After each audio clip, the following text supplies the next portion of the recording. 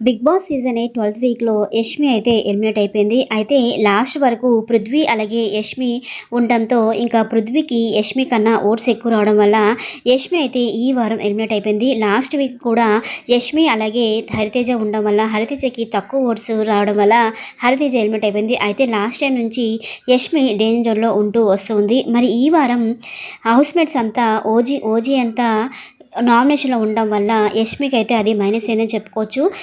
నిఖిల్ అలాగే ప్రేరణ ఇద్దరు నామినేషన్ ఉండడం వల్ల ఎవరు ఓట్స్ వాళ్ళకైతే వేశారు. కానీ ఈసారి యష్మికి ఎవరు ఓట్స్ వేయకపోవడం వల్ల తక్కువ ఓట్స్ రావడం వల్ల యష్మి అయితే ఎలిమినేట్ అయిపోయింది. మొదటి నుంచి యష్మి డేంజర్లో వచ్చింది. అయితే ప్రేక్షకులందరికీ యష్మి 75% అయితే నచ్చలేదండి. కానీ తన ఆటతో తన అందంతో అందరినీ అలరించింది. కానీ మొదటి నుంచి తన కంటెంట్ అయితే ఇస్తూ వస్తుంది. కానీ కంటెంట్ వచ్చేసి మొత్తం నెగిటివ్ కంటెంటే ఇస్తూ వచ్చింది. ప్రతిదానికి ఫ్లిప్ అవ్వడం, మాటలు మార్చడం, ఏదైనా అడిగితే దానికి ఏడవడం తప్ప ఇంకేమీ చేసేది కాదు యష్మి. టాస్క్లో కూడా వీక్గా ఉండడం వల్ల ఈ వారం యష్మి అయితే ఎలిమినేట్ అవుతుంది. మరి బిగ్ బాస్ బజ్లో యష్మికి ఎలాంటి క్వశ్చన్స్ అడగబోతున్నారు, అలాగే యష్మి ఎలా మాట్లాడబోతుంది అనేది చూడాలి. మరి మీరేమనుకుంటున్నారు అనేది కామెంట్ చేసి సబ్స్క్రైబ్ చేసుకోండి ఫ్రెండ్స్. Thanks for watching.